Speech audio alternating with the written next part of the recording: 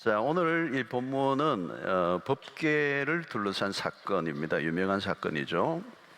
다윗의 통치로 인해서 태평성대를 누렸습니다. 그래서 5장 사무엘하 5장 10절을 보면 만군의 하나님 여호와께서 함께 하시니 다윗이 점점 강성하여 가니라.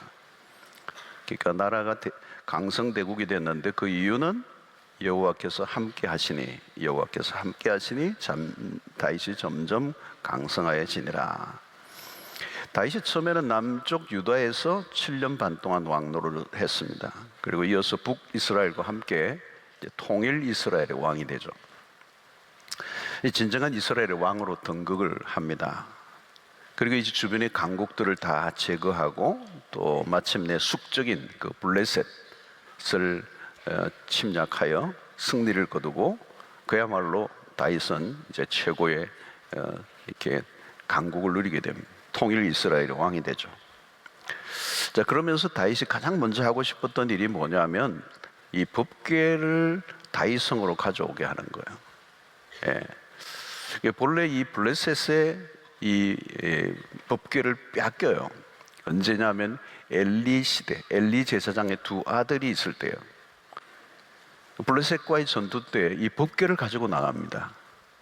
자기들은 이렇게 불순종하는 삶을 살면서 법궤를 마치 부적처럼 여겨서 이 법궤를 가지고 가면 전쟁에 승리할 줄로 알았던 거죠.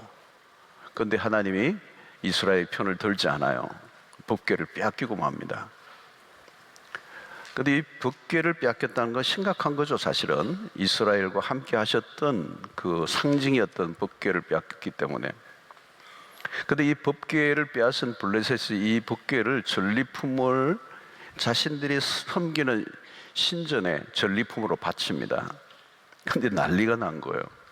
곳곳에 재앙들이 막 일어나는 겁니다. 또 법궤를 베세메스로 옮기는 과정에 백성들이 그것을 엿보다가 또 죽는 일이 일어납니다. 엄청난 재앙이 일어나죠. 나중에는 기얏 여아림이라는 곳에 이제 가져주게 되는데 그곳에서 20년 정도 그대로 두게 된 것입니다.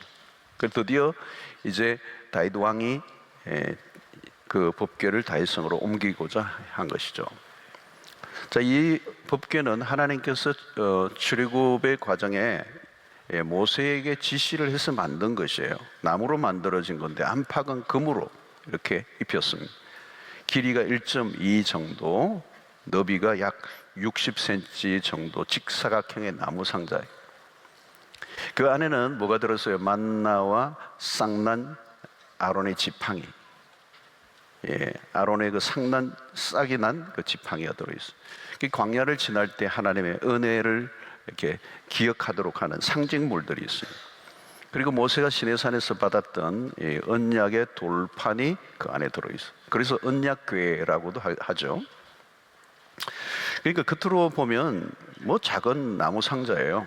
그냥 뭐 평범한 나무 상자처럼 보이는 것이죠. 그러나 이스라엘 백성들에게는 이거는 굉장히 중요한 상징성을 갖고 있습니다. 하나님의 임재를 상징하는, 이스라엘 백성들과 함께 하고 있다는 이 상징적인 것입니다. 이 아론의 쌍난 지팡이는 무엇을 상징합니까? 언약의 이 둘판, 이 모든 것들이 그 하나님의 백성들과 함께 하시는 하나님. 그래서 이 법궤는 이스라엘의 공동체의 중심에 늘 있었습니다. 그리고 이 법궤는 여호와께서 이스라엘과 함께 하겠다는 증거물이에요. 얼마나 중요합니까? 이스라엘 역사에 함께 해온 이 법궤. 그래서 이 법궤를 볼 때마다 이스라엘 백성들은 광야를 지나게 하신 하나님을 늘 기억하고 이 법궤는 그들의 예배의 중심에 놓여 있었습니다. 이스라엘 대열의 앞자리는 언제나 이 법궤, 여리고를 이렇게 무너뜨릴 때 보죠. 제사장들이 법궤를 메고 제일 앞장서는 거죠. 요단강을 건널 때도 제일 앞장을 섰습니다. 그런데 이 법궤가 순환을 겪은 것이죠. 전쟁으로 인하여 블레셋에 빼앗겨 버린 이 불운을 겪었습니다.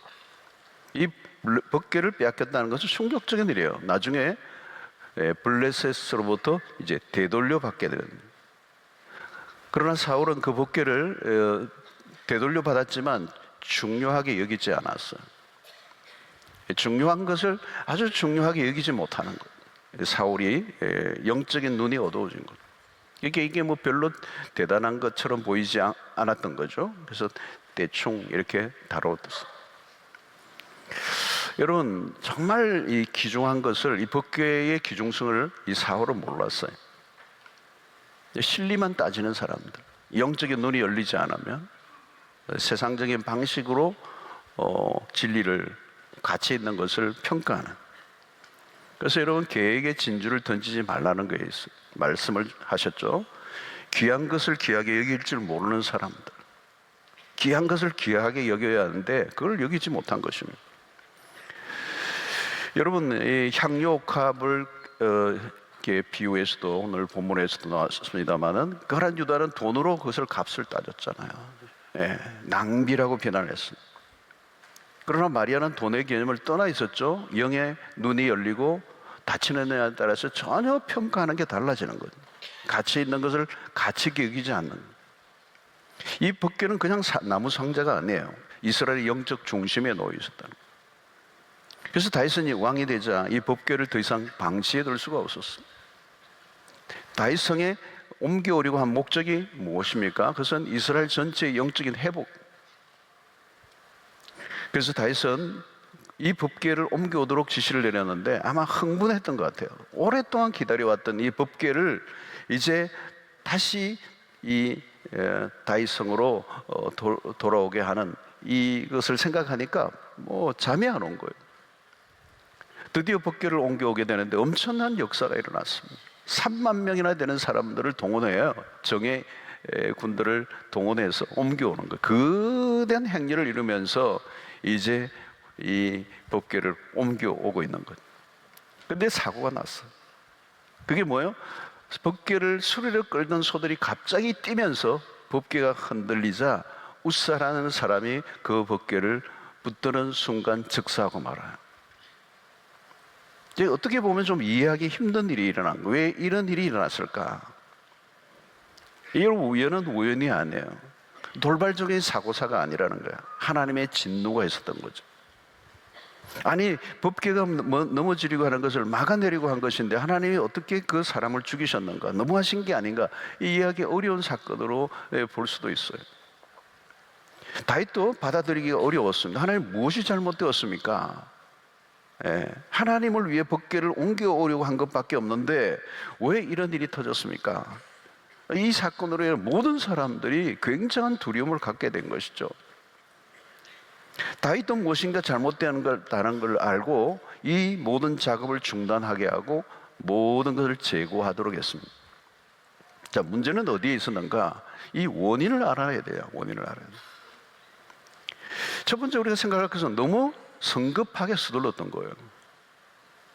법궤를 다루는 일에 있어서 매뉴얼이 있는 거예요. 매뉴얼. 어떻게 법궤를 다루어야 할 것인가에 대한 매뉴얼이 있어요. 다윗은 아마 그것을 알았던 것 같아요.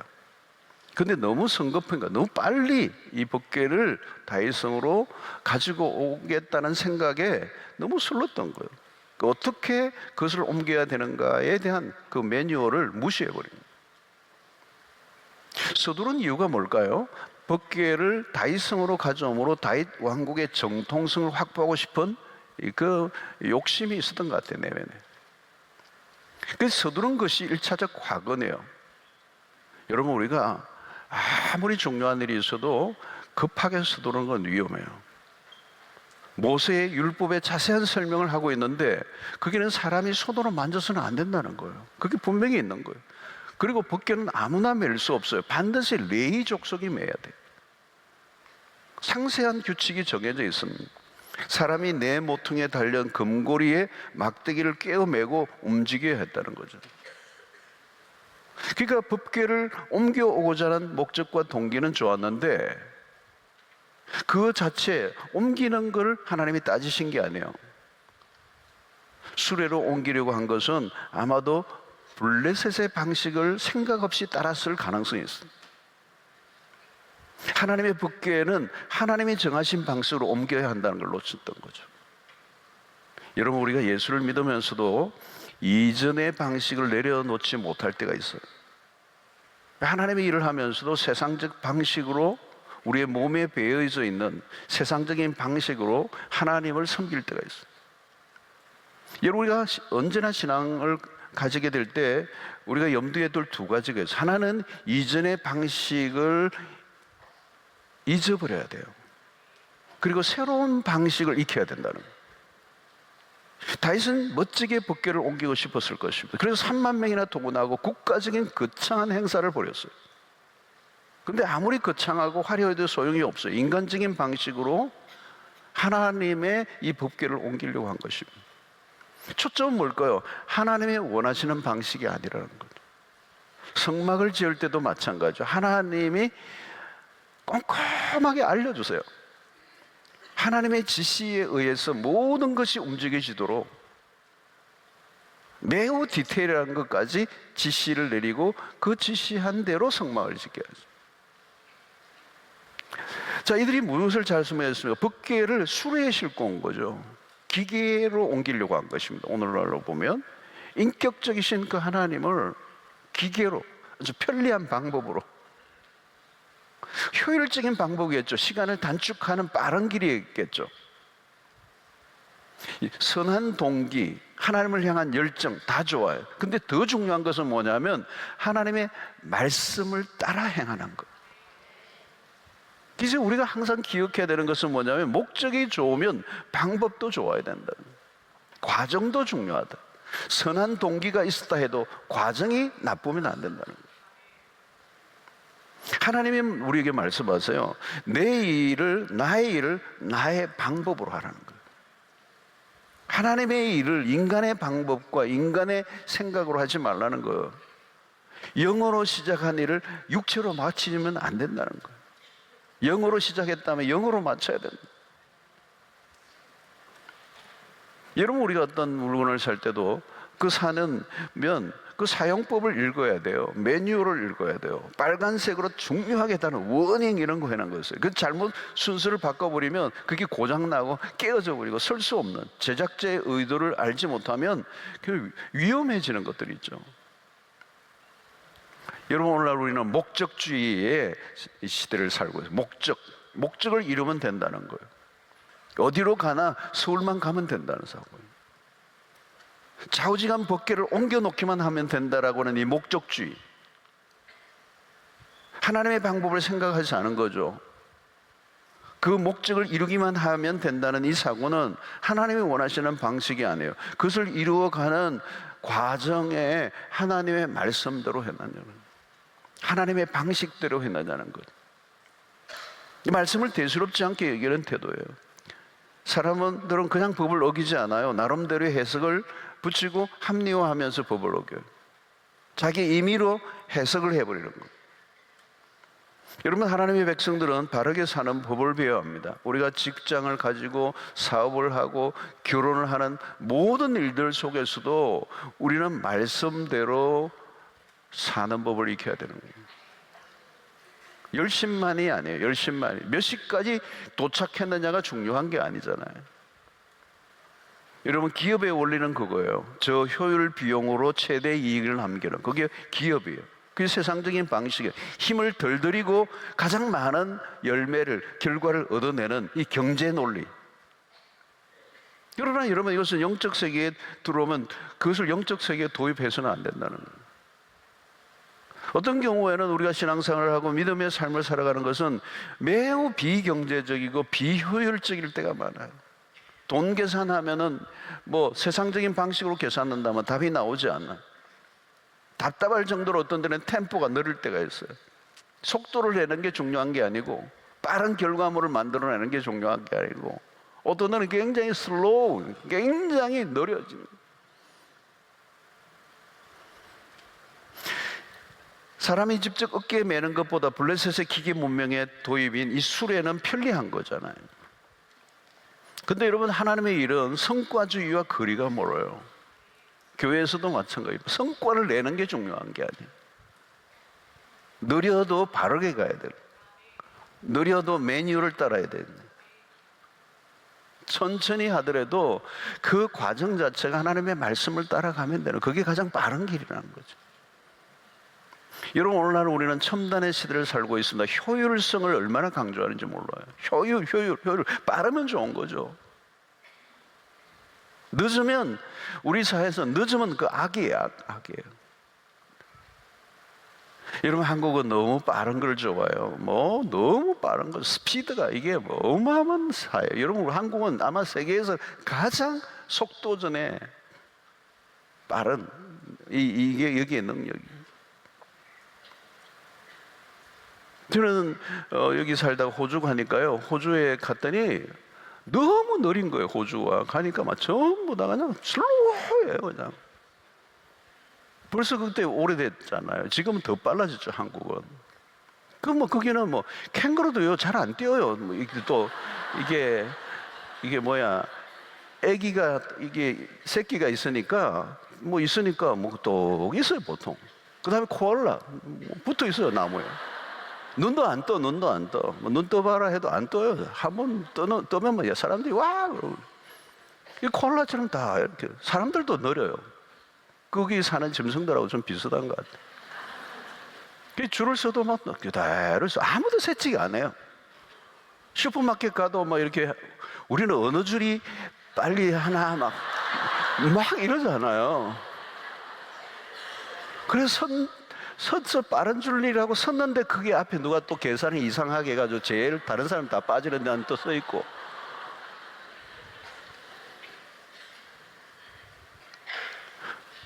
택배하면 그냥 오잖아요. 너무 빠르잖아요. 짜장면 배달하잖아요. 짜장면 곱빼기 주세요 하고 전화기 내려놨는데 또 오잖아요. 더 오니. 우리는 속도에 익숙해져 있어요. 디지털 시대에. 문명의 이기에 충분히 젖어 있어요. 편리함에 중독돼 있어요. 우리는 편리함에 중독돼 있어요. 불편하면 우리는 그냥 아웃이에요. 그냥. 근데 여러분, 신앙의 세계로 들어오면요, 속도와 거리가 멀어요. 어쩌면 속도의 반대로 가야 돼요. 스피드가 아니에요. 빠른 응답을 받는 속성 기도만이 있습니까? 거기만 가서 기도하면 막 응답받는다 그러면 거기 와글와글 할 것 같아요. 근데 여러분, 기도는 그게 아니에요. 기도는요, 기다리는 거예요. 기다리는 훈련을 시키는 거예요. 그 기다림을 통하여 믿음을 훈련시키는 거예요. 그 기다림을 통하여 하나님과의 관계가 더 깊어지게 하는 거예요. 그 기다림을 통하여 성숙해지는 거예요.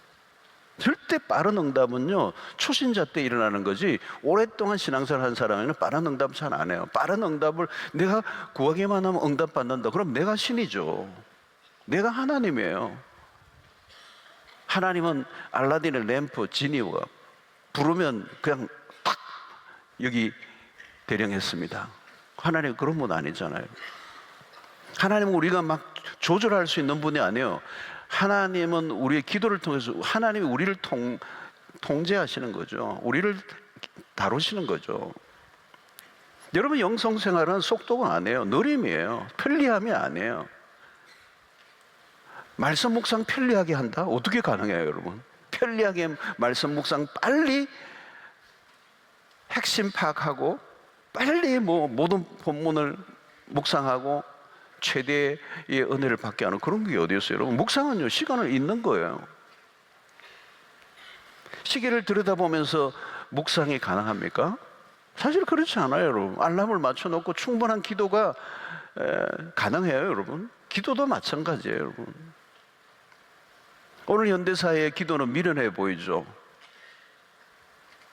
오늘날 같은 시대에 무릎 꿇고 기도하는 것 얼마나 미련해 보입니까? 주일날 예배 시간에 나오는 게 시간 낭비처럼 보이고, 인터넷 시대에 온라인이 생기고 편리주의에 한번 익숙해지니까 돌아오기 힘들어지고, 영적인 일을 세속적인 가치로 다루었다는 거예요.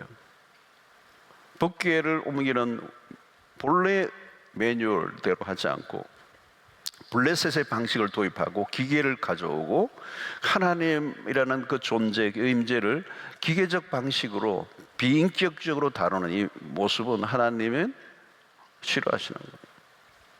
하나님의 일을 세상의 매뉴얼로 가지고 덤벼들어서는 안 된다는 거예요. 전혀 달라요, 여러분. 그래서 세상에서 아주 일을 잘하는 분이 교회에서는 일을 잘 못할 수도 있어요. 하나님의 일을 망칠 수도 있어요. 무엇보다 하나님을 내가 보호하지 않으면 안 되는 것처럼 여기며 말씀에 불순종하는 것은 위험한 것이죠. 내가 하나님을 보호할 필요가 없어요. 마치 우사는 하나님을 자기가 어떻게 통제할 수 있는 분으로 생각한 거죠. 우리는 작은 일에서부터 말씀을 정확하게 확인하는 작업을 해야 돼요.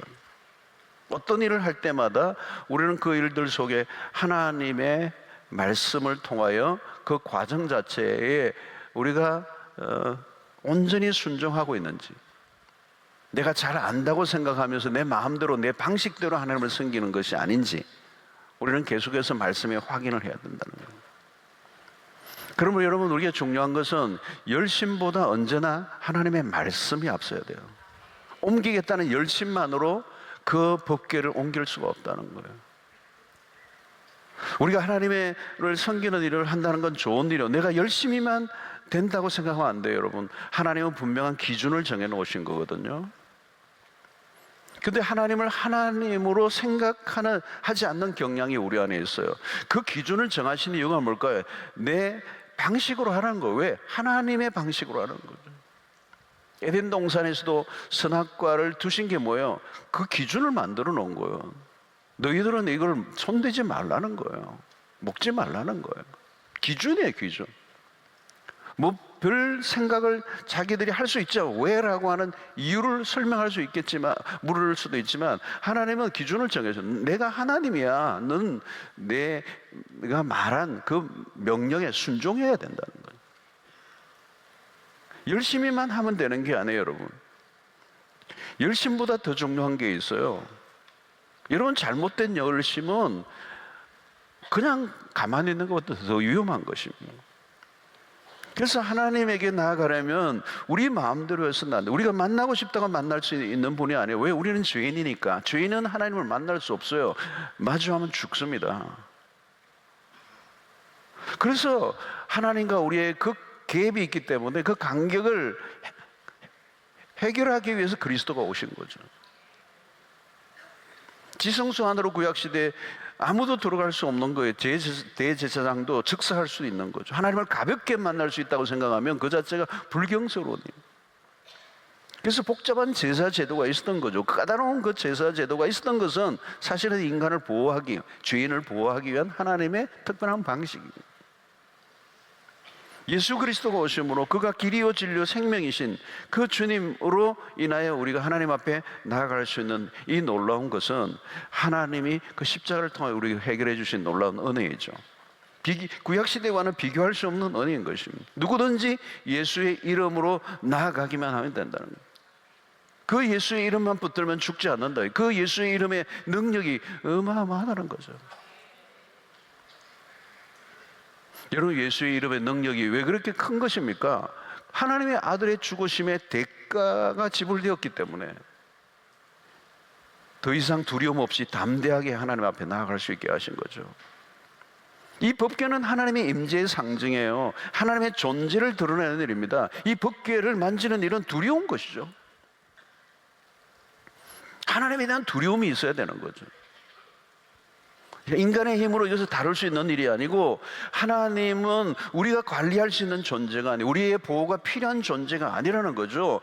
인간이 해야 되는 것은 하나님이 정해놓으신 방식으로만 그분에게 나아가라는 거죠. 여러분, 우리가 예수 그리스도 이름을 붙드는 이유는 하나님께로 나아가는 유일한 길이기 때문에, 다른 길이 있다고 생각하는 자체가 하나님에 대한 모독이죠. 우리는 하나님 앞으로 나아갈 수 있는 다른 길이 없어요. 오직 예수 그리스도. 근데 오늘 여러분, 이 복음에 대한 심각한 오해들, 여러분, 오순절에는 성령이 불같이 임하셨죠. 예, 강력한 임재. 너무도 가까이 오셨지만 아무도 그 불에 타지 않는 거죠. 하나님이 가까이 오셨어요. 오순절의 성령의 강림은 은혜의 시대죠. 우리가 이제는 성령의 임재 가운데 살게 되었습니다. 예수님이 이제 우리의 친구가 되시고 우리와 함께 할 수 있었던 그 모든 축복은 그리스도의 십자가의 죽으심으로 인한 하나님의 은혜예요. 자, 다윗은 무엇인가 잘못된 것을 알아차렸습니다. 무조건 밀어붙이려고 하지 않았어요. 자칫하면 무슨 일이 일어날지 알 수 없었습니다. 두려운 일이죠. 예. 그래서 멈춘 것입니다. 다윗이 너무 자기 생각에만 몰두했다는 걸 깨닫게 된 거죠. 내가 내 생각에만 몰두해서 너무 빠르게 이 일을 진행하려고 했구나, 서둘렀구나, 이걸 이제 깨달았던 거죠. 여러분, 항상 우리가 그걸 생각해요. 어떤 일을 할 때마다 내 생각에 치우칠 때가 많아요. 하나님의 말씀이 아니고 내 생각에. 중요한 것은 내 생각이 아니에요, 여러분. 근데 급하면 내가 내 생각에 몰두하고 그냥 내가 하면 된다고 생각하는 거죠. 여러분, 내가 아무리 진심으로 다 해도 그것이 진리에 어긋나면 안 되는 거예요. 그래서 진심보다 더 중요한 게 진리가 더 중요하다는 말이에요. 어떤 분은 그래요. 진심으로 했대. 여러분, 진심이 중요한 게 아니에요. 진리가 중요해요. 말씀대로 하는 게 중요해요. 다윗은 자기 생각에 치우쳐서 그 일을 너무 이렇게 몰아붙이다가 이 어마어마한 재앙이 임하게 된 거죠. 혼란이 온 것입니다. 근데 이제 그는 법궤를 가드의 오벳에돔이라는 사람의 집에 머물게 합니다. 그리고 법궤가 3개월 동안 그 집에서 머무르는데 놀라운 것은 그 집에 복이 임했다는 거예요. 그게 사무엘 6장 11절 말씀이에요. 우리 함께 읽어보겠습니다. 시작. 여호와의 궤가 가드 사람 에벳의 집에 석 달을 있었는데 여호와께서 오벳에돔과 그의 온 집에 복을 주시니라. 자, 법궤를 여러분, 법궤는 이미 이제 사람들에게 두려움을 주고 있어요. 실제로 재앙들이 막 임했잖아. 블레셋에도 임했지만 우사가 죽고, 그죠? 물론 잘못 다루었기 때문에요. 근데 그 법궤로 인하여 사람들이 죽어가 재앙을 받는 이런 일들이 일어나니까 그 법궤가 얼마나 두려웠겠어요. 오벳에돔은 그 법궤를 자기의 집으로 들여요. 사실 이 법궤는 두려움의 상징이란 말이에요. 손만 대도 죽어나가는 저주처럼 여겼습니다. 매우 위험한 물건으로 사람들이 인식을 한 거예요. 누가 법궤를 모시려고 하겠습니까? 자칫하면 죽어나갈 수도 있으니까. 아무도 법궤를 모시려고 하지 않아요. 그런데 이 오벳에돔이 마다하지 않고 그 법궤를 자기 집으로 보관합니다. 여러분, 우리의 신앙생활 가운데도 이런 상황과 마주할 때가 있어요. 아무도 하지 않으려고 하는 일이 있어요. 왜? 위험한 거니까. 리스크가 있으니까. 여러분, 어려운 일은 부담스러운 거예요. 피하고 싶은 것입니다. 여러분, 예수님이 십자가를 지고 가실 때, 갈보리 언덕으로 올라가실 때 십자가의 형틀을, 그 무거운 형틀을 메고 가시는데 이미 많은 고초를 당하셔서, 그리고 예수님이 몸이 허약하셔서 쓰러지시는 거예요. 올라가시는데, 그 언덕 위로 올라가는데 쓰러지는 거예요. 로마의 그 군병이 어느 순간에 구레네 시몬이라는 사람에게 십자가를 매게 해요. 근데 그 본문에 보면 억지로 십자가를 졌다는 거예요. 기꺼이 십자가를 지려고 하는 사람이 누가 있겠어요, 여러분? 누군가 무거운 짐을 져야 할 때, 누군가 무거운 책임을 져야 할 때 그걸 십자가라고 우리가 얘기할 때가 있어요. 누가 그것을 십자가를 맬 것이냐? 아무도 하기 싫어하는 일을 하게 할 때가 있어요. 여러분, 십자가 길은 영광스러운 길이지만 사람들이 꺼리는 거죠. 과연 그걸 질 수 있을까? 부담 없이 가볍게 즐기는 문화 속에 구태야 내가 그걸 할 이유가 있느냐? 여러분, 우리가 우리의 삶을 살아가다 보면요, 특권은 누리고 싶지만 책임은 지고 싶지 않은 시대예요. 구태여 내가 그걸 메고 그거를 내가 자처하고 내가 화를 당하면 어떡하냐? 여러분, 복음으로 살아가는 데 있어서 삶의 리스크가 있어요. 말씀을 따라 사는 것에 대한 위험성이 있어요. 여러분, 우리가 주님의 길을 따라갈 때, 십자가의 길을 따라갈 때 우리의 편안함을 내려놓아야 돼요. 때로는 불편한 삶을 선택해야 되고, 때로는 어려운 일을 선택해야 되고, 어떤 경우에는 위험한 일들을 자초할 때가 있죠, 여러분. 말씀대로 산다는 것 자체가 까다롭고 어려운 일입니다. 이왕이면 우리는 편안하게 살고 싶고 위험 부담을 안고 싶지 않고 그냥 내가 살던 방식으로 살아가기를 원하는 거죠. 모두가 가는 길로 가는 거지, 내가 구태여 내가 그것을 뭐 하고 위험을 끌어안을 이유가 없다고 생각하는 것입니다. 근데 여러분, 그 당시에 이 법궤가 그런 거예요. 누군가 간수해야 되는 거예요. 누군가 받아들여야 돼요. 근데 이 오벳 에돔이 법궤를 간직하기로 했던 이 결단을 아무나 할 수 없는 일, 모두가 다 피하는 일이라는 거예요. 여러분, 법궤 자체가 재앙을 주는 건 아니었잖아요. 법궤를 다루는 인간의 문제였지. 저주를 좋아하시는 하나님이 아닙니다. 하나님은 복의 근원이시죠. 하나님의 법들을 따라 섬기면 복을 주시는 하나님. 자기 마음대로 섬기려고 하니까 화가 임한 거지, 하나님은 당신의 백성들을 복 주시기를 원하시는 복의 하나님이시죠. 오벳 에돔은 법궤를 소중하게 다루었습니다. 자신의 집을 비워 기꺼이 법궤를 보관했습니다. 모두가 끓이는 일을 그는 기꺼이 받아들였어요. 이게 믿음이에요, 여러분. 두려움을 이기는 것이 믿음입니다. 그는 법궤를 자신의 집에 드리는 것을 영광으로 알았던 거예요. 미천한 자신의 집에 이 법궤, 하나님의 법궤를 둘 수 있다는 건 놀라운 은혜라. 믿음의 눈으로 바라본 것이죠. 위험해 보이는 것이 사실은 위험한 것이 아니라 그것이 복된 것이라는 것을 오벳 에돔이 보았던 것입니다. 이런 법궤는 언약궤라고 하기도 해요. 이 언약궤, 하나님의 말씀을 상징하는 거예요.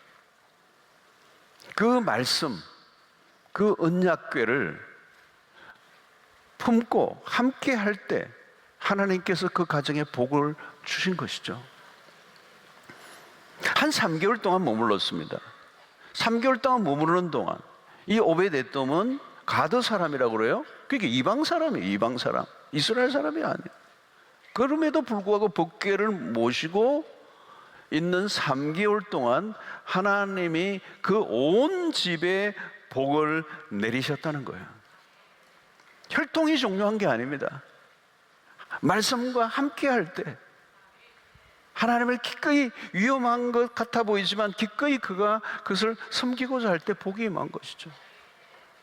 여러분, 남들이 거부하는 일을 내가 감당하는 것은 어리석은 일처럼 보입니다. 그런데 나중에 보니 그게 복이에요.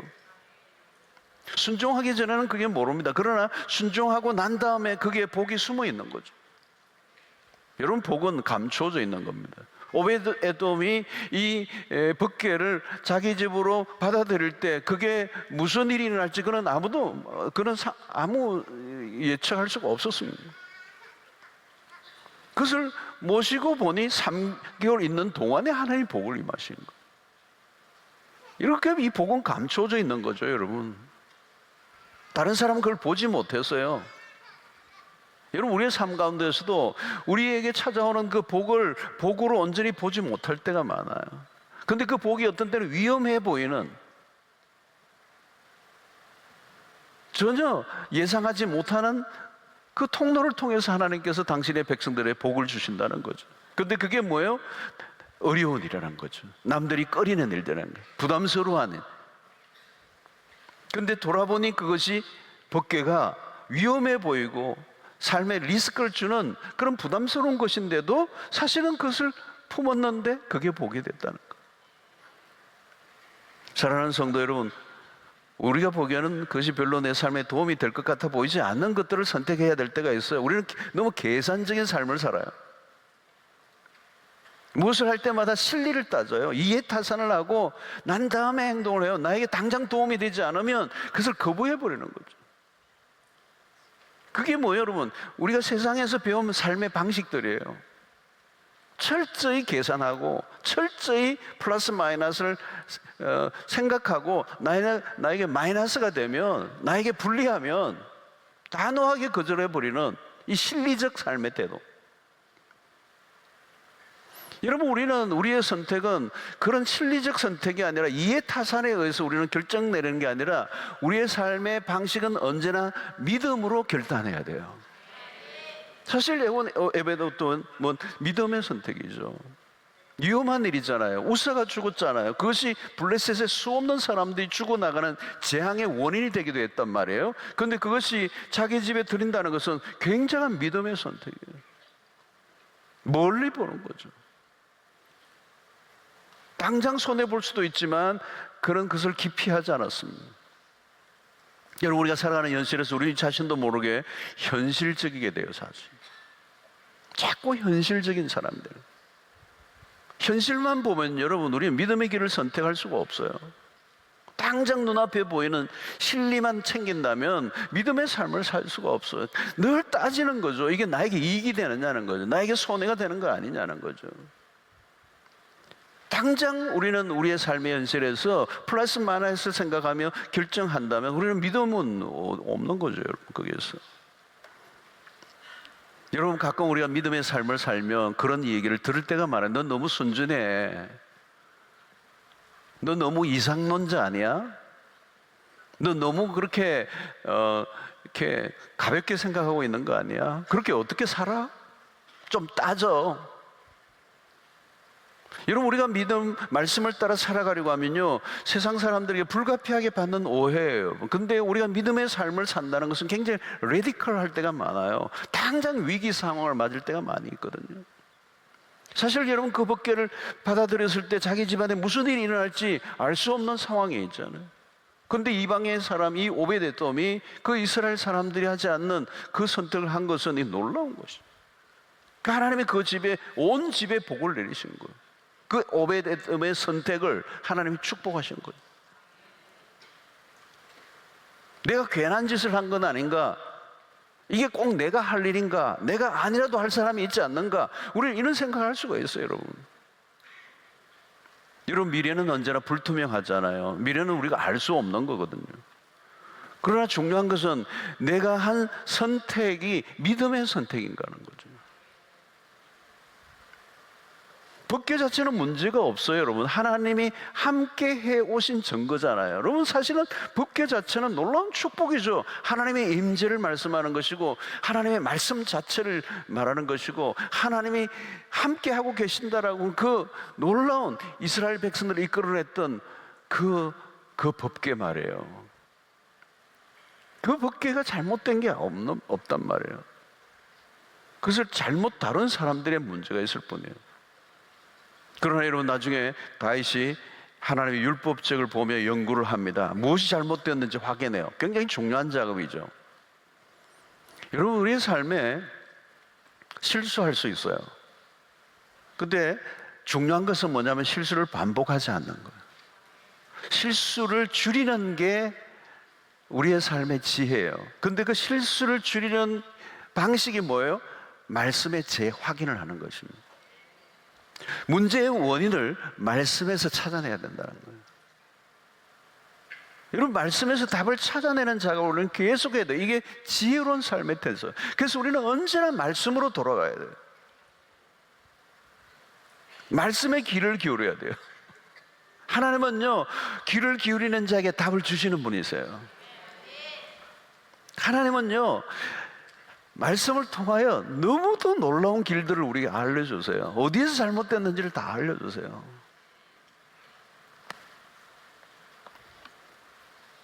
우리가 여러분, 무엇을 하기 전에 충분히 하나님의 말씀을 검토하는 것, 이게 우리의 몸에 배어져 있어야 돼요. 충분히 말씀을 듣고 시작해도 늦지 않아요. 지금 여러분, 이 다윗은 다시 말씀을 통하여 어디에서 잘못되었는지를 찾기 시작한 거죠. 보니까 이게 잘못된 거예요. 법궤를 옮기는 방식을 하나님이 이미 충분히 말씀해 주시는 거죠. 여러분, 가장 우리의 삶의 낭비를 줄이고 가장 빠른 길은 우리가 서두르는 게 아니에요. 우리의 방법을 강구하는 게 아니에요. 말씀 앞에서 시간을 보내는 거예요. 여러분, 큐티하는 거, 여러분, 이걸 그냥 우습게 여기면 안 돼요, 여러분. 우리 매일 성경 4,500원 꼭 사세요.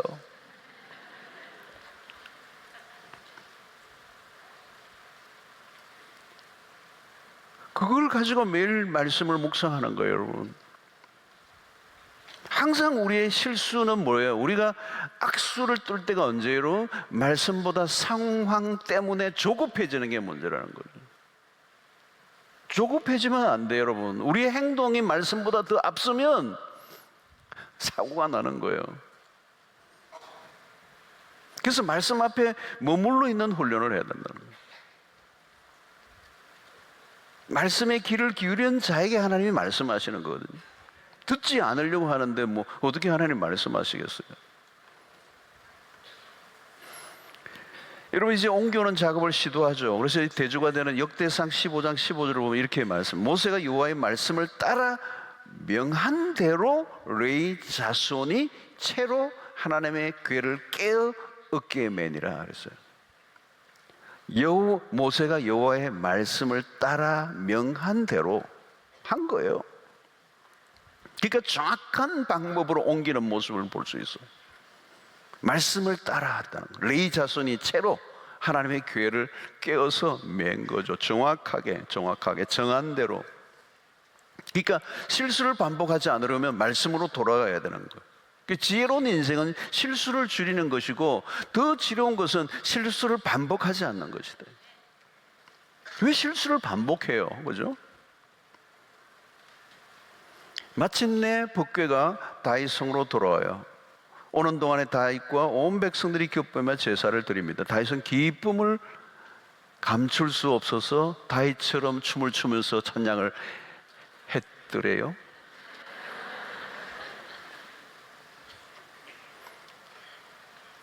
그래서 여러분, 6장 안에는 이 예배와 관련된 다양한 사람들이 등장하죠. 이 우사라는 사람은 예배를 기능적인 일에만 관심을 가진 거죠. 예배의 기능적인 일에만 몰두하고 거룩한 일에 참여했으나 결국은 비거로 끝나는 사람. 안타까운 거죠. 여러분, 우리가 이 예배를 드리고 하나님을 섬기는 모든 일들이 자기의 방식으로 기능적으로 대하는 거예요. 하나님과의 관계 속에 인격적으로 하나님과의 관계 속에서 말씀대로가 아니고. 그러나 다윗은 여러분 진정한 예배자죠. 법궤가 돌아올 때 그는 춤을 춰요. 그죠? 왕이 채통이 없이 바지가 내려올 정도로 얼마나 격렬하게 흔들었으면 왕의 그 옷이 막 벗겨질 정도로 격렬한 춤을 춘 거예요. 근데 그의 아내 미갈은 그걸 바라보면서 조롱을 했죠. 그런 구경꾼이고 방관자로 있어요. 미갈은 아버지 사울을 닮았는지 전혀 영적인 감각이 없어요. 그리고 결국은 저주를 받죠. 마지막으로 오베드에돔이에요. 그런 법궤로 인하여 복을 받은 사람이에요. 하나님의 축복하시는 것이 무엇인가를 알았던 사람이에요. 남들이 하지 않은 일이지만 순종함으로 그 온 집이 복을 받는 역사. 성도 여러분, 우리가 하고 싶은 것만 하지 마세요. 편리한 삶을 추구하지 마세요. 쉬운 일만 찾지 마세요.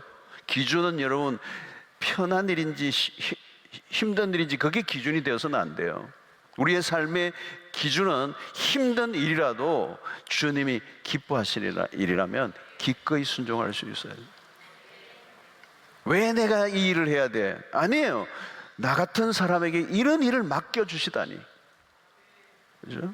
어찌 나 같은 사람이 이 법궤를 이렇게 간직할 수 있느냐는 거예요. 내가 이것을 맡을 수 있는 특권을 주신 게 얼마나 놀라운 것이에요. 그걸 기꺼이 받아들일 때 그 오베데돔의 집이 그 3개월 동안 복을 받는 역사가 일어난 것이죠. 그래서 오늘 우리는 이 두 사람의 우사라고 하는 사람과 우사는 정말 하나님의 거룩한 일을 하려고 한 것 같지만 오히려 저주를 받았어요. 그런 오베데돔은 우리가 보기에는 굉장히 위험스러운 일을 행한 것 같지만 그 놀라운 믿음의 선택으로 인하여 하나님이 그에게 놀라운 복을 주신 거죠. 한 사람은 화를 당하고 한 사람은 복을 받는 이 우사와 오베데돔의 이 두 사람의 인생의 전혀 다른 모습을 우리에게 보여주고 있는 것이죠. 사랑하는 성도 여러분, 오늘 우리가 하나님을 섬길 때도 하나님의 말씀을 따라 행해야 될 줄로 믿습니다. 내 기분이 중요하지 않고 내 기준을 따라 섬기는 게 아니고 나의 열심으로만 한다고 되는 게 아니에요. 하나님의 말씀을 따라, 그분의 매뉴얼을 따라서 철저히 하나님의 말씀을 따라 행하는 자들이 되어야 되는 것이죠. 여러분, 우리는 하나님을 우리의 방식으로 섬긴다고 생각해서는 안 돼요. 하나님이 원하시는 방식으로 하나님을 섬겨야 될 거예요. 그리고 하나님의 그 법궤를 온전히 위험하게 생각하지만 그것을 복으로 알고 모셔드리고, 남들이 하지 않고 남들이 기피하고 남들이 싫어하지만 그것을 기꺼이 자기의 집에 모셔드림으로 복을 받은 오벤 에돔의 삶이 여러분들에게 있게 되기를 주의 이름으로 축원합니다.